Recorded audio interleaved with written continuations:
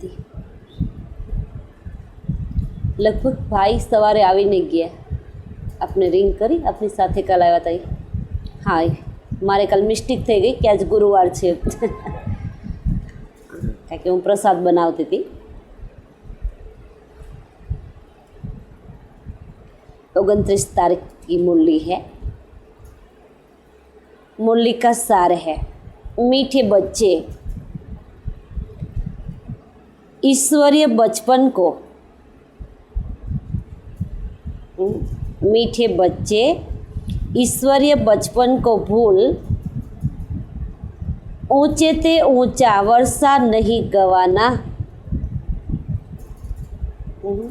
बाबा क्या कहते हैं? मीठे बच्चे ये ईश्वरीय बचपन उसको भूल बाबा के ऊंचते ऊंच वर्षा नहीं गवाना. फूल पास होंगे, फूल पास होंगे तो सूर्यवंशी घराने में राज्य मिलेगा. फूल पास होंगे तो सूर्यवंशी घराने में राज्य मिलेगा. प्रश्न है, सतयुग और त्रेता में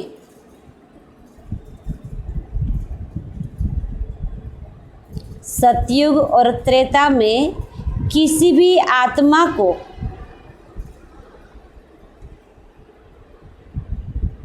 अपने कर्म नहीं कूटने पड़ते क्यों? आज भगवान क्या कहते हैं? सतयुग त्रेता में किसी भी आत्मा को अपने कर्म नहीं कूटने पड़ते क्यों? यहाँ तो कर्म कूटते हैं ना, मेरा भाग्य ही ऐसा है, क्या करूँ. तो सतयुग त्रेता में कोई देवी देवता कर्म नहीं कूटते क्यों? तो भगवान ने जवाब दिया, क्योंकि सतयुग त्रेता में जो भी आत्माएं आती है वह संगम की प्रारब्ध भोगती है. सतयुग त्रेता में जो भी आत्माएं आती है वह संगम की प्रारब्ध है.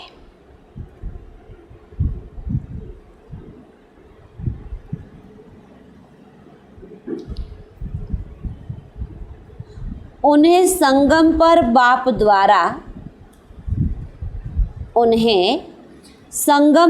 बाप द्वारा ऐसे कर्म सीखे हैं तो 21 जन्म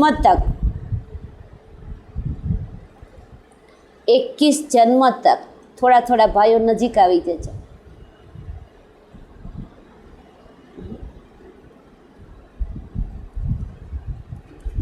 कोई कर्म कूटना नहीं पड़ता, कोई कर्म कूटना नहीं पड़ता.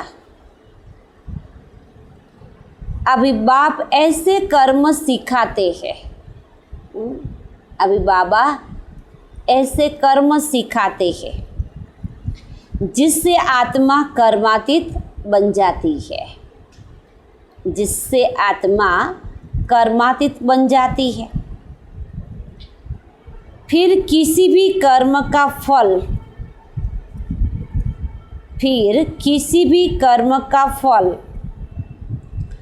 दुख नहीं भोगना पड़ता. फिर किसी भी कर्म का फल दुख नहीं भोगना पड़ता, क्योंकि यहाँ सब कर्म कुटते हैं. कहते हैं ना, मेरे नसीब में ऐसा है, मेरा भाग्य ही ऐसा है. लेकिन संगम पर भगवान ऐसे कर्म सिखाते हैं जो हमें सतयुग में कभी कर्म कुटना नहीं पड़ता. गीत है, बचपन के दिन भुला न देना, आज हंसे कल रुला न देना. कौन सा बचपन? ईश्वरीय बचपन. जो हम भगवान के पास पहली बार आते हैं, कितना नशा होता है, कितनी खुशी होती है। हाँ, फिर धीरे धीरे धीरे क्या होता है, नशा गुम हो जाता है। इसलिए भगवान याद पाते हैं कि बच्चे बचपन के दिन भुला न देना। ओम शांति। बच्चों ने मीठा मीठा गीत सुना। बेहद का बाप बच्चों प्रति समझा रहे हैं। परमपिता परमात्मा उसको कहा जाता है जो श्री श्री यानी श्रेष्ठ ते श्रेष्ठ है।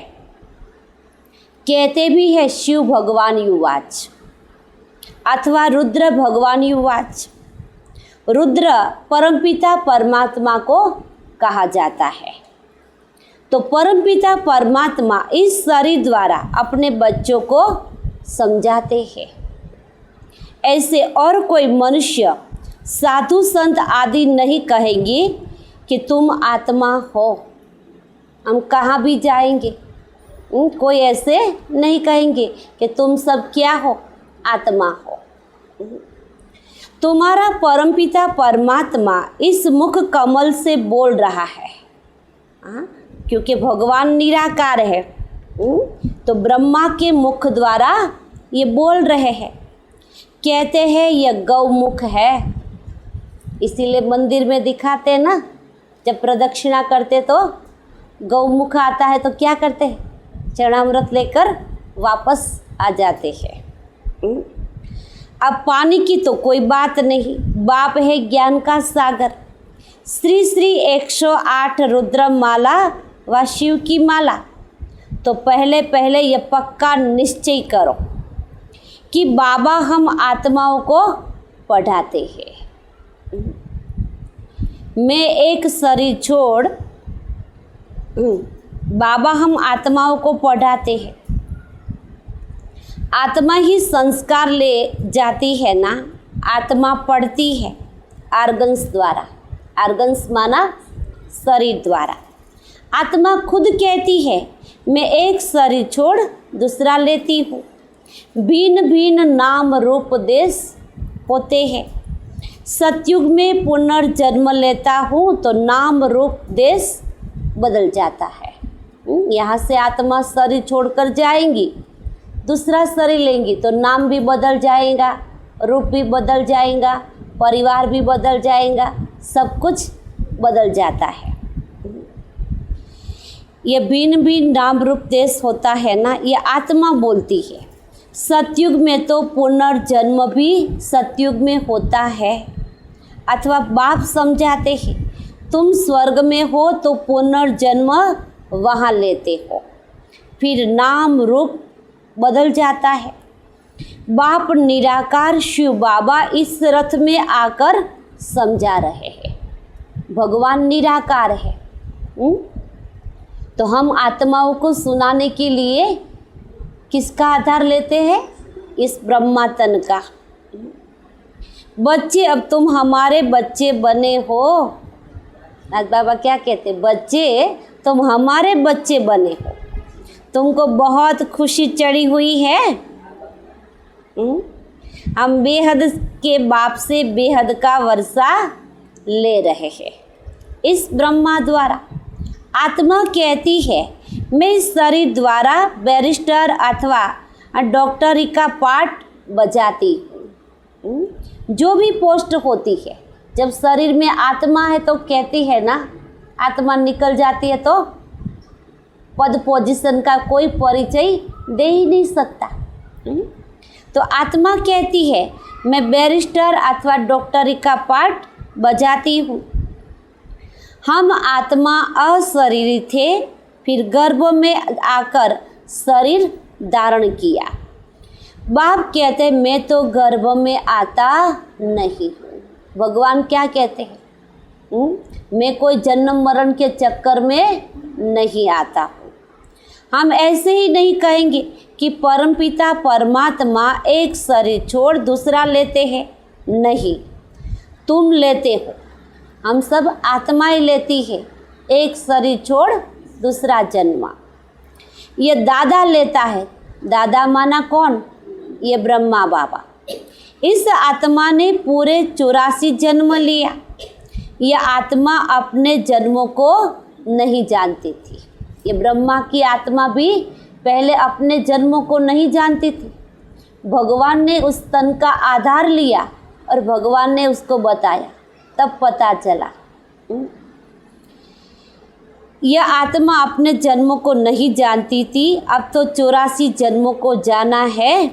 आत्मा कहती है, मैंने सूर्यवंशी घराने में जन्म लिया, फिर पुनर्जन्म लेते आए, फिर चंद्रवंशी घराने में जन्म लिया, फिर पुनर्जन्म लेते लेते सतयुग, त्रेता, द्वापर और कलयुग में आए। ये आत्मा कहती है। द्वापर में हमने बाप को बहुत याद किया, भक्ति मार्ग में भी कितना भगवान को याद किया। परमपिता परमात्मा के लिंग रूप की पूजा भी बहुत की। मैं आत्मा सतयुग के मालिक थी, वहाँ किसी की पूजा नहीं करते। क्यों नहीं करते? क्योंकि घर घर मंदिर है। स्वर्ग में भक्ति होती नहीं। आधा कल्प भक्ति की, अब फिर बाप के सन्मुख आए हो। अभी तुम सब निराकार बाप के सन्मुख आए हो साकार द्वारा। बाप कहते हैं यह ईश्वरीय जन्म भूल नहीं जाना, ये नया जन्म है, बाबा के कभी भूलना नहीं। कहते हैं ना बाबा यह तो बड़ा मुश्किल है। अरे मुश्किल क्या बात है, तुम आत्माओं का बाप तो मैं हूँ। निराकार शिव भगवान कहते हैं कि तुम सब आत्माओं का बाप मैं हूँ। मैं आया हूँ तुमको पतित से पावन बनाने। तुम स्वर्ग की बादशाही करने के लिए तो पढ़ते हो ना। ज्ञान के संस्कार मुझ परमपिता परमात्मा में है, इसलिए मुझे ज्ञान का सागर कहते हैं। मनुष्य सृष्टि का बीज रूप कहते हैं। खुद कहते हैं बरोबर मैं रचयिता हूँ। भगवान कहते हैं मैं रचयिता हूँ, तुम सब क्या हो? मेरी रचना हो। मैं परम धाम में रहता हूँ, मैं यहाँ एक ही बार आता हूँ। कब आते हैं भगवान? कलयुग का अंत और सतयुग की आदि, जो बीच का समय है, जिसको भगवान ने नाम दिया गुप्त कल्याणकारी संगम युग। जबकि मुझे पढ़ाने के लिए तो आना पड़ता है। पतित सृष्टि को पावन बनाता हूँ। जरूर पतित ही याद करेंगे ना। सतयुग में तो सब देवताएं पावन है, इसलिए कोई याद नहीं करते। यहाँ सब पतित है, दुखी है, अशांत है, तब तो भगवान को पुकारते हैं। पतित माया ने बनाया, तब कहते हैं ना पावन बनाओ। परंतु उनको पता नहीं कि मैं कब आता हूँ। मैं आता हूँ संगम पर। दुनिया वालों को पता नहीं, कहते हैं भगवान अंत में आएंगे, लेकिन कब आते हैं वो किसी को पता नहीं है और कोई ये समझ नहीं सकता। अभी तो मैं आया हूँ, तो मीठे बच्चों ने हमारी गोद ली है। आप किसकी गोद में आए हो? भगवान की गोद में। जानते हो ना, बाबा फिर से प्राचीन राजयोग सिखाते हैं, जिससे भारत पावन बनता है। यह है निराकार ईश्वरीय पाठशाला है। ये भगवान की पाठशाला है, ये कोई साधु संत ऋषि मुनियों की पाठशाला नहीं है। निराकार बाबा कहते हैं मैं इस तन में आता हूँ, ये ब्रह्मा तुम्हारी बड़ी माँ है। ब्रह्मा क्या है? हमारी बड़ी माँ है। कल भाई ने बोला था ना, माँ बोल दो तो आ जाएंगी। हाँ, उसने अनुभव सुनाया था ना। वह मम्मा सरस्वती जगदम्बा भी है, वह ब्रह्मा की बेटी है। बड़ी मम्मा पालना तो नहीं कर सकती। बड़ी मम्मा कौन? जो पालना नहीं कर सकती। और शिव बाबा वो भी हमारी माँ है, वो तो निराकार है, लेकिन ब्रह्मा के तन का आधार लेंगे तब तो हमारी पालना कर सकेंगे। इसीलिए वह जगदम्बा को मुकर्रर करते हैं। माताओं के लिए जगदम्बा को मुकर्रर किया है। इसके ब्रह्मा के शरीर को जगदम्बा नहीं कहेंगे, यह तो माता पिता हो गए। यह ब्रह्मा माता भी है तो पिता भी है।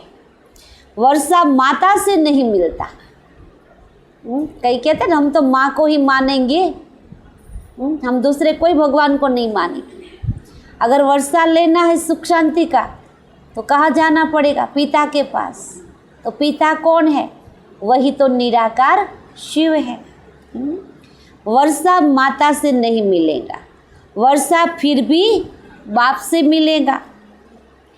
इस ब्रह्मा माता के तुम मुख वंशावली हो। बाप कहते बच्चे मेरा बनकर तुम स्वर्ग की बादशाही लेने के लिए तो पुरुषार्थ करते हो। फिर कहाँ माया की युहार नहीं खाना। आज भगवान क्या कहते हैं? तुम मेरे बनने के लिए तो ये पुरुषार्थ करते हो। कहाँ? बाबा के माया में आकर हार नहीं खाना। भाग नहीं जाना। आज बाबा क्या कहता है? भाग नहीं जाना मुझे छोड़कर। देखो भगवान कहते हैं यह ईश्वरीय बचपन कभी भुला नहीं देना। अगर भुलाया तो क्या होगा? क्या होगा भुलाया तो? बाबा कहते हैं रोना पड़ेगा, बहुत रोना पड़ेगा।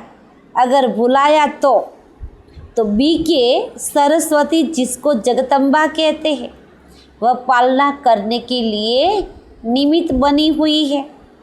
ये ब्रह्मा पालना कैसे करे? माताएं या कन्याओं की पालना के लिए शिव बाबा ने मम्मा सरस्वती को मुकर्रर किया है। कलश पहले पहले किसको मिला? किसको मिला कलश? माताओं को। पहले इनके कान सुनते हैं, फिर जगदम्बा संभाल लेती है। पहले ब्रह्मा के कान सुनते हैं, फिर सारा कारोबार कौन संभालते हैं? मम्मा संभाल लेती है।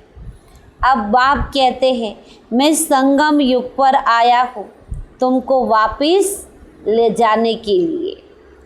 जैसे धर्माव मास जिसको पुरुषोत्तम मास कहते हैं आ रहा है ना। सब लोग क्या करते हैं? एक मास धर्माव निकालते हैं, हम मंदिरों में जाते हैं, पूजा पाठ करते हैं, उपवास करते हैं। सिर्फ एक मास। भगवान कहते हैं तुम्हारे लिए तो 100 साल का ये पूरा पुरुषोत्तम युग चल रहा है। मास नहीं, युग चल रहा है।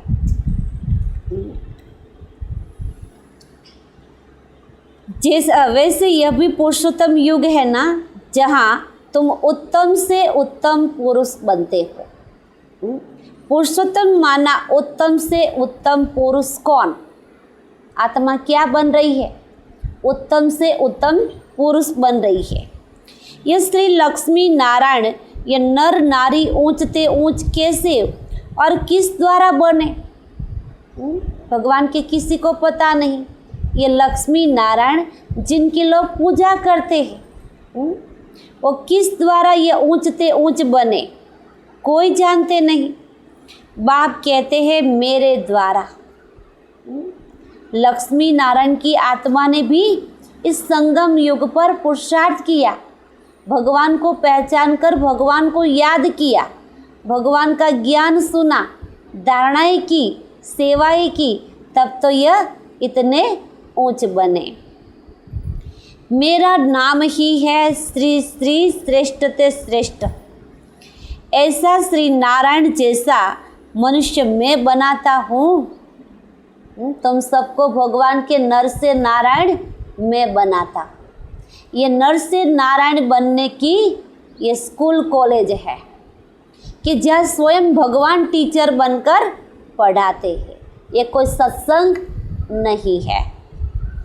पतितों को पावन बनाता हूँ, जिससे फिर ऐसे लक्ष्मी नारायण पुरुषोत्तम और पुरुषों से भी उत्तम बनते हैं।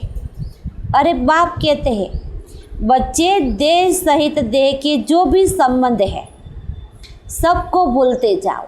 भगवान क्या कहते हैं कि बच्चे ये देह सहित देह के सर्व संबंधों को भूलते जाओ, मुझे याद करो, मेरे साथ योग लगाओ। तुम कहते हो ना हम बाप के बच्चे बने हैं, बाप के स्थापना किए हुए स्वर्ग के मालिक बनेंगे। भगवान हमारे लिए नई दुनिया बना रहा है। उसके मालिक कौन बनेंगे? हम ही तो बनेंगे। लेकिन कैसे बनेंगे? पुरुषार्थ करेंगे तब। धारणा सब आत्मा तो करती है ना, शरीर तो जड़ है। आत्मा की प्रवेशता से यह चैतन्य बनता है। शरीर में आत्मा है तो सब कुछ कर सकती है। अगर आत्मा निकल गई तो कुछ कर सकती है?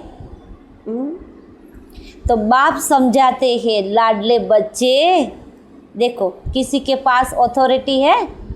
मेरे बच्चे, लाडले बच्चे, भगवान कहते हैं, हे लाडले बच्चे, ये याद की मंजिल बड़ी लंबी है। इसीलिए सब कहते हैं ना, हम जब भी भगवान को याद करते ना तो हमारा मन बहुत भटकता है। क्यों भटकता है? भगवान का सही परिचय नहीं है। तीर्थ पर तो मनुष्य चक्कर लगाकर लौट कर आते हैं। तीर्थ पर तो कभी विकार में नहीं जाते।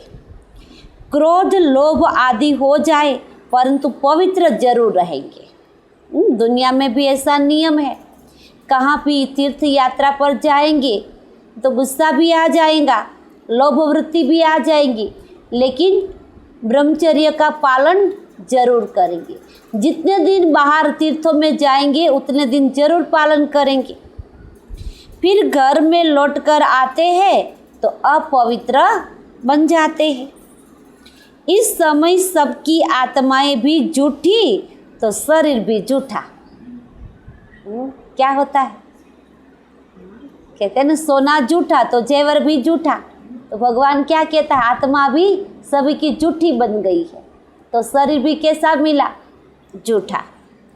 लक्ष्मी नारायण की राजधानी से लेकर जो भी आत्माएं आती गई है इस समय सब पतित है। सतयुग में बेहद का सुख शांति पवित्रता थी और कलयुग में तीनों नहीं है। यहाँ सुख भी नहीं, शांति भी नहीं और पवित्रता भी नहीं। घर घर में क्या है? दुख अशांति। एक घर बाकी है जहाँ महाभारत न हो। कोई कोई घर में तो इतनी अशांति होती है जैसे नर्क है। कोई बाहर से आने वाला भी पाँव रखेंगे ना तो भी उसको अच्छा नहीं लगेगा, भाग जाएगा, पता नहीं यहाँ अच्छा नहीं लगता। अशांति ही अशांति है। और कई घरों में जाते हैं तो क्या कहते हैं? यह शांति है। क्यों? क्यों?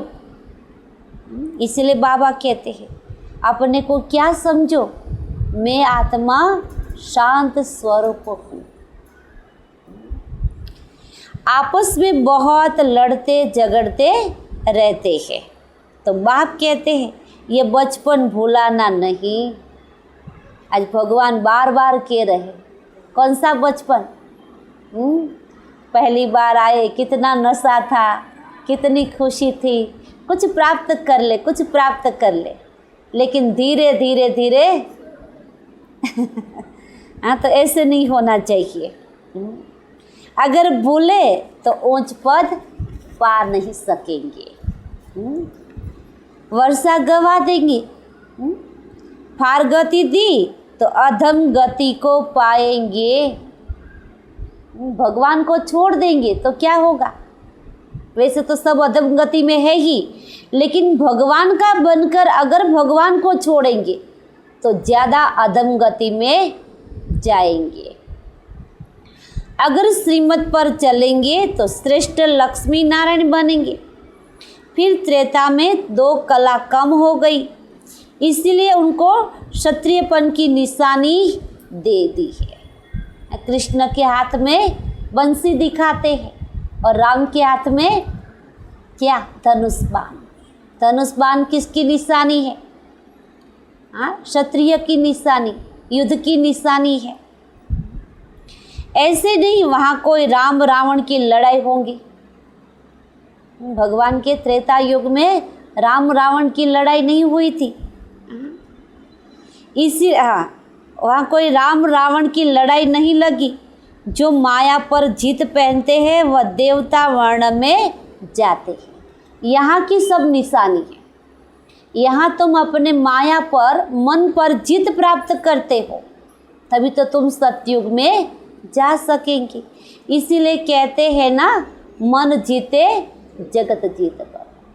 सबको जीतना बहुत आसान है, लेकिन मन को जीतना क्या है? डिफ़िकल्ट है? नहीं है। वैसे तो डिफ़िकल्ट है, लेकिन भगवान की याद से वो सहज हो जाएगा। पूरे मार्क 100 और सूर्यवंशी नंबर 1 जो गद्दी पर बैठेंगे उनको पूरे 100 मार्क मिलेंगे। थोड़े कम पास होंगे तो सेकंड नंबर में आएंगे। 33% मार्क्स मिलेंगे। नीचे आ जाएंगे तो राज्य तो पीछे मिलेगा। 8 गद्दी तो गई, 16 कला गई, 14 कला में आ जाएंगी। सूर्यवंशी का पूरा हो फिर चंद्रवंशी का चलता है। सूर्यवंशी फिर चंद्रवंशी बन जाते हैं। सूर्यवंशी में अखंड चक्रवर्ती लक्ष्मी नारायण का राज्य था और चंद्रवंशी में किसका राज्य था? रामचंद्र का। पीछे चंद्र आता है, रामचंद्र का राज्य था। क्योंकि आत्मा सतोप्रधान थी तो जीत धीरे धीरे खाद पड़ जाती है ना। तो पहले गोल्डन एज थी, फिर सिल्वर बन गई, फिर कॉपर बन गई, फिर आयरन बन गई। आत्मा पहले कैसी थी? सतयुग में सोना जैसी थी, त्रेता में चांदी जैसी, द्वापर में तांबा जैसी, और कलयुग में अभी कैसी बन गई आत्मा? लोखंड जैसी। सबकी बुद्धि भी क्या बन गई? लोखंड जैसी। अब तुम्हारी आत्मा में खाद पड़ी हुई है। आत्मा की ज्योति उजाई हुई है। पत्थर बुद्धि बन पड़े हो ना, अब सब आत्मा की ज्योति बुझाई गई है। बाप फिर पारस बुद्धि बनाते हैं। कहते हैं, हे आत्माएं, चलते फिरते कोई भी कार्य करते बाप को याद करो। भगवान मना नहीं करते कोई कार्य नहीं करो, कोई कर्म नहीं करो, काम धंधा नहीं करो। भगवान कभी मना नहीं करते। भगवान क्या कहते हैं? चलते फिरते खुद के लिए 1 घंटा, आधा घंटा भगवान को याद करो, फिर अपना कर्म करो। कोई मना तो नहीं है ना। 8 घंटा को 8 घंटा तो पहले पांडव गवर्नमेंट में मदद करो। बोलो कितना घंटा? बोलो भाई 8 घंटा। आज भगवान क्या कहते हैं? 8 कलाक इस पांडव गवर्नमेंट में ईश्वरीय सेवा में मदद करो। अभी तुम आसुरी कुल से ईश्वरीय कुल में आए हो। फिर अगर आसुरी कुल में गए अथवा उनको याद किया तो विकर्म विनाश नहीं होंगे। भगवान कहते हैं तुम आसुरी कुल से ईश्वरीय कुल के भगवान के बच्चे बने। अगर थोड़ा भी संशय आया और ये ईश्वरीय कुल को छोड़कर फिर आसुरी कुल में गए तो क्या होगा? तुम्हारे विकर्म विनाश नहीं होंगे। मेहनत सारी इसमें है। नहीं तो अंत में बहुत रोना और पछताना पड़ेगा। इसलिए भगवान सावधान करते हैं। पापों का बोझा सिर पर बहुत है। हम तो कई बार कहते हैं ना, हमने तो इस जन्म में कुछ नहीं किया, फिर ये सजा क्यों? चलो इस जन्म में नहीं किया, पिछले जन्म में, पास्ट में तो कुछ किया था ना, उसकी सजा भोग रहे। तो अब ये लास्ट जन्म है, इसीलिए सब हिसाब किताब चुकता करना है। तो फिर तुम्हारे लिए ट्रिब्यूनल बैठेंगी। जो हिसाब किताब चुकता नहीं करेंगे तो क्या होगा? ट्रिब्यूनल, धर्मराज की कचहरी भरेगा और वहाँ पास होकर जाना पड़ेगा। साक्षात्कार कराते हैं ना, तुमने फलाने जन्म में यह कर्म किया। वैसे तो सजा नहीं देंगे, वरना वहाँ भी हम क्या कह देंगे, हमने यह कर्म नहीं किया था, ओ भगवान आपकी गलती हो गई।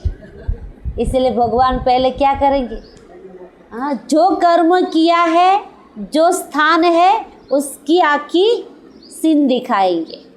फिर तो मना नहीं करेंगे, करेंगे नहीं कर सकेंगे। साक्षात्कार कराएंगे, तुमने फलाने जन्म में यह कर्म किया था। काशी कलवट में भी साक्षात्कार करा के सजा देते हैं, यहाँ भी साक्षात्कार कराए। धर्मराज कहेंगे, देखो बाप तुमको इस ब्रह्मा तन से पढ़ाता है, तुमको इतना सिखलाया, फिर तुमने ये पाप कर्म क्यों किया? याद दिलाएगा कि मैंने इस ब्रह्मा तन का आधार लेकर तुमको संगम युग में इतना पढ़ाया, इतना सिखाया, फिर भी तुमने ऐसा पाप क्यों किया? तो क्या करेंगे? चलो जानते नहीं है भगवान को, पहचानते नहीं है, वो तो कर्म करते हैं, लेकिन हम जानबूझकर करेंगे तो उसकी 100 गुणी सजा भोगनी पड़ेगी। न सिर्फ इस जन्म के, परंतु जन्म जन्मांतर के पापों का साक्षात्कार कराएंगे। सिर्फ एक जन्म का नहीं, जन्म जन्मांतर का साक्षात्कार कराएंगे, फिर सजा देंगे। टाइम बहुत लगता है, जैसे कि बहुत जन्म सजा खा रहा हो, फिर बहुत पछताएंगे, रोएंगे, परंतु हो क्या सकेगा। इसीलिए भगवान अभी हमको अच्छे कर्म सिखाते हैं कि बच्चे अभी जो भी कुछ हुआ उसको भूल जाओ, लेकिन अभी क्या करो, अच्छे कर्म करो कि बाद में पछताना न पड़े। इसीलिए पहले से बता देता हूँ, नाम बदनाम किया तो बहुत सजा खानी पड़ेगी। इसीलिए बच्चे मुझे अपने सतगुरु के निंदक मत बनना। आज भगवान क्या कहते हैं? मैं तुम्हारा सतगुरु हूँ, मेरी निंदा कराने लायक मत बनना, नहीं तो बहुत सजा खाएंगे और पद भी कम हो जाएगा। तुम्हारा सत बाबा, सत टीचर, सतगुरु एक ही है। हमारा सत पिता कहो तो पर शिव निराकार, सत टीचर भी वही है, सतगुरु भी वही है। अब बाप कहते हैं ये ब्रह्मा बच्चा हमको बहुत याद करता है। शिव बाबा क्या कहता है? ये ब्रह्मा बच्चा हमको बहुत याद करता है, ज्ञान की धारणा भी बहुत करता है। यह और मम्मा नंबर 1 पास हो गई, फिर लक्ष्मी नारायण बनते हैं, इनकी डिनास्टी बनती है ना। डिनास्टी माना राजधानी। जब सब पुरुषार्थ करते हैं तो हम भी मम्मा बाबा के मिसल मेहनत करके उनके तख्त के मालिक बने। भगवान क्या कहते? तुम बच्चों को भी नशा होना चाहिए कि मम्मा बाबा ने इतना पुरुषार्थ किया तो हम भी मम्मा बाबा के समान बने और उनके तख्त नसीन बने। माता पिता को फॉलो करे और भविष्य तक तो नसीब बने। यह रचयिता और रचना की नॉलेज कोई जान नहीं सकता। इसीलिए क्या कह दिया भगवान के लिए, कहते हैं ना भगवान तो बेअंत है, उसका कोई अंत पा नहीं सकते, क्योंकि किसी को पता ही नहीं कि भगवान कौन है। भगवान रचयिता है, उसकी रचना कौन है किसी को पता नहीं, इसीलिए बेअंत कहते हैं।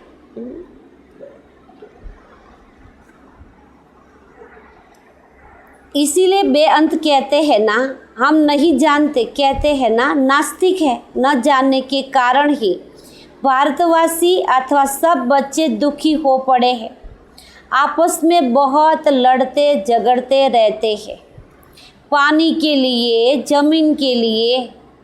होता है ना, अब क्या चल रहा है, कहते हैं सब कुछ भगवान का है, लेकिन बंटवारा कर देते हैं, ये हमारी ज़मीन, ये पानी हमारा। हाँ, कितना बंटवारा करते हैं। ये पास्ट जन्मों के कर्म का फल है। अभी बाप से तुम ऐसे कर्म सीखते हो जो तुमको 21 जन्म कभी कर्म कुटना नहीं पड़ेगा, एकदम कर्मातीत अवस्था में पहुंच जाएंगे। भगवान युवाज, खुद भगवान कहते हैं, हे बच्चे, मुझ बाप के अथवा मुझ साजन के बनकर फिर कभी फारगति मत देना। आज निराकार शिव परमात्मा कह रहा कि मुझ बाप के और अमरनाथ पति बनकर कह भी रहा है कि मुझे कभी फारगति माना मुझे कभी छोड़ना मत, फारगति नहीं देना। अगर फारगति देने का संकल्प भी किया तो क्या होगा, बहुत रोना पड़ेगा। वहाँ कभी स्त्री पति को डाइवोर्स देने का संकल्प नहीं करेंगी। सतयुग में कभी सुना कि देवियों ने कोई देवताओं को छोड़ दिया, कभी संकल्प भी नहीं करेंगी। बच्चा कभी बाप को फारगति नहीं देता। यहाँ तो बच्चे भी माँ बाप को छोड़कर चले जाते हैं।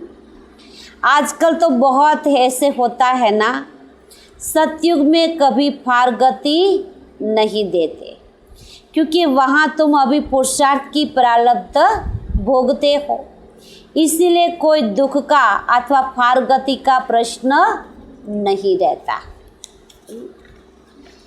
यह याद की यात्रा है। परमपिता परमात्मा के पास जाने की रूहानी यात्रा है। ये कैसी यात्रा है? जिस्मानी यात्रा में जाएंगे तो थक जाएंगे, शरीर भी थक जाएगा, पैसे भी इतने खर्चे होंगे, एनर्जी भी ख़त्म हो जाएंगी। और यह तो आत्मा की यात्रा है, रूहानी यात्रा। इसमें थक लगता नहीं है। निराकार बाप निराकार आत्माओं से बातें करते हैं इस मुख द्वारा। तो यह गौमुख हुआ ना, बड़ी माँ है। ब्रह्मा कौन बन गए? बड़ी माँ। तुम हो मुख वंशावली, उनसे ज्ञान रत्न निकलते हैं। बाकी गौमुख से जल कैसे निकलेगा? बाबा इस मुख द्वारा अविनाशी ज्ञान रत्न देते हैं। शिव बाबा ये ब्रह्मा मुख द्वारा हमको ये ज्ञान सुना रहे हैं।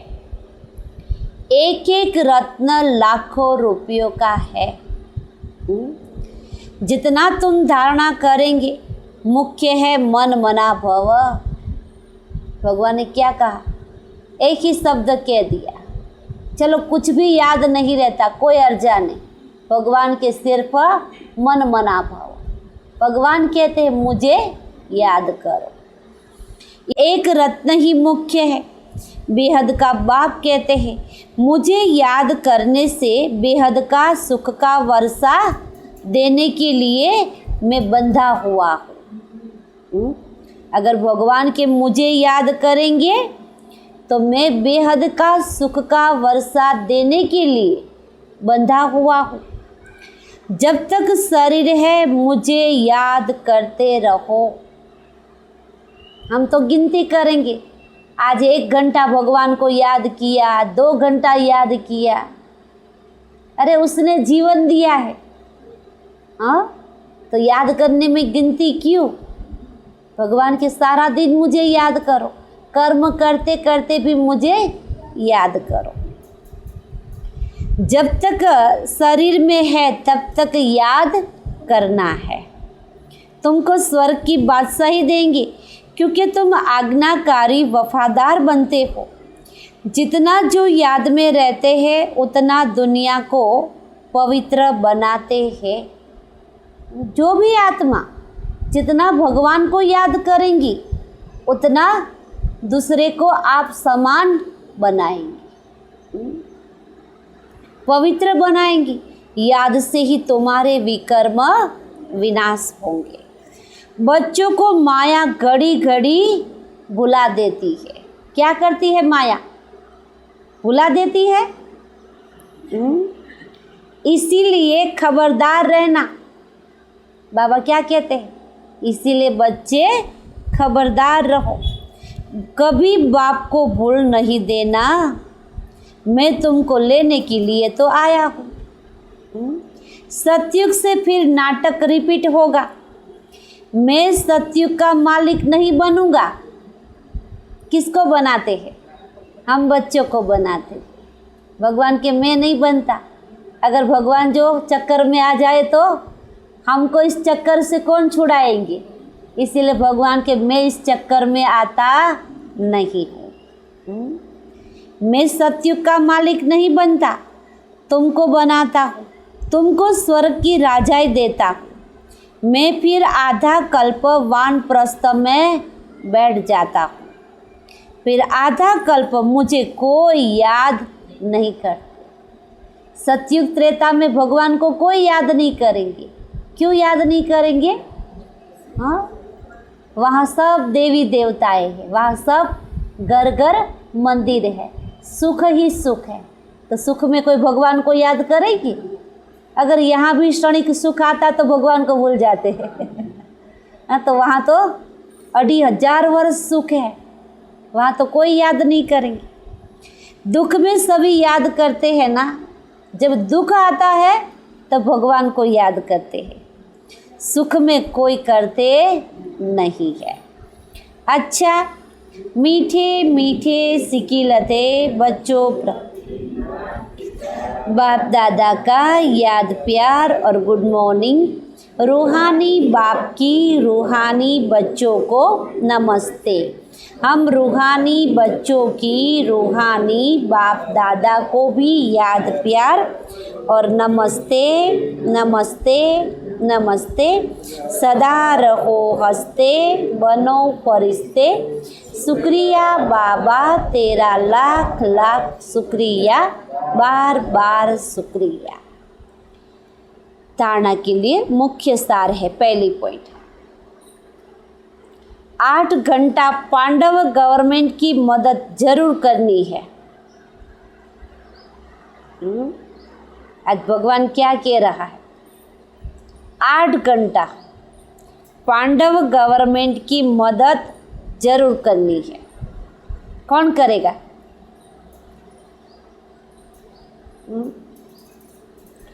चलो 8 घंटा नहीं करो तो कोई अर्जा नहीं, 1 घंटा तो करो। हाँ, भगवान छुट्टी नहीं देते, मैं दे रही हूँ। याद में रहकर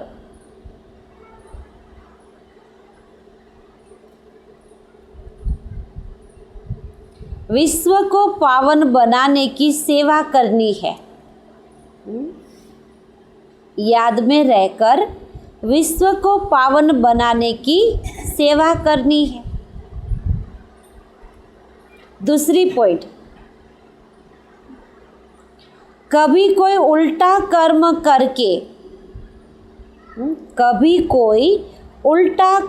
करके सतगुरु की निंदा नहीं करानी है।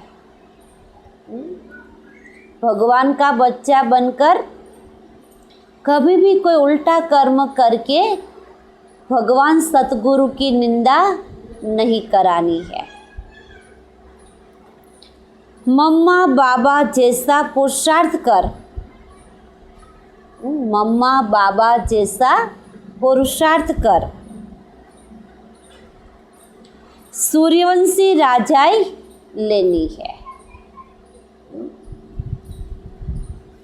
वरदान है, दिव्य बुद्धि के वाहन द्वारा, दिव्य बुद्धि के वाहन द्वारा तीनों लोकों की सैर करने वाले,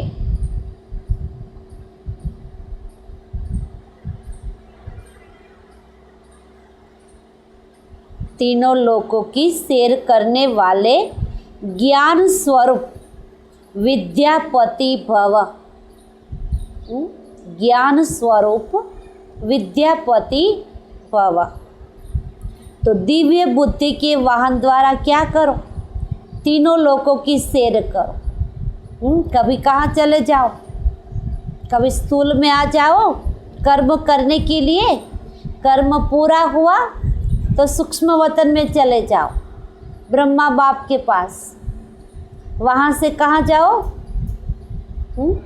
शिव बाबा के पास, परम धाम में पहुँच जाओ। तो बाबा के तीनों लोकों की सैर करेंगे तो ज्ञान स्वरूप बन जाएंगे और विद्यापति भी बन जाएंगे। दिव्य बुद्धि अर्थात होली हंस बुद्धि। दिव्य बुद्धि किसको कहते हैं? जिसको होली हंस भगवान कहते हैं, जिसके मन में सिर्फ पवित्र विचार। इस हंस अर्थात सिर और नीर को, मोती और पत्थर को पहचान कर मोती ग्रहण करने वाले, इसीलिए होली हंस संगम युगी ज्ञान स्वरूप विद्या देवी सरस्वती का वाहन है। सरस्वती का वाहन क्या दिखाते हैं? हंस दिखाते हैं। हंस में कौन सी शक्ति है? परख शक्ति। सिर और नीर को अलग करते हैं, मोती और पत्थर को भी अलग करके मोती चुगते हैं। इतनी उसमें परख शक्ति है। इसीलिए भगवान कहते हैं सरस्वती का वाहन क्या दिखाया? हंस दिखाया। आप सभी ज्ञान स्वरूप हो,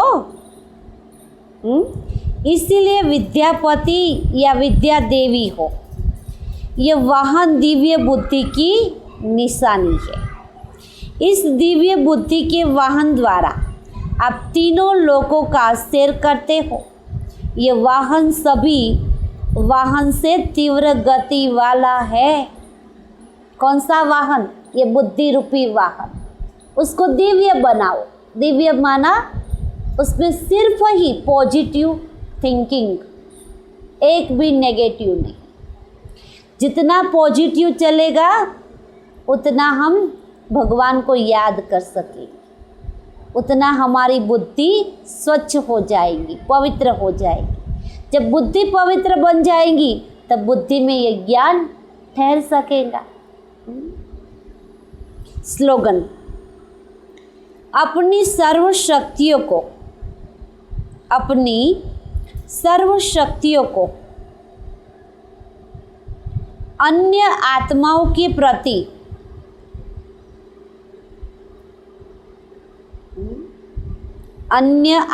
के प्रति विल करना ही सर्वश्रेष्ठ सेवा है।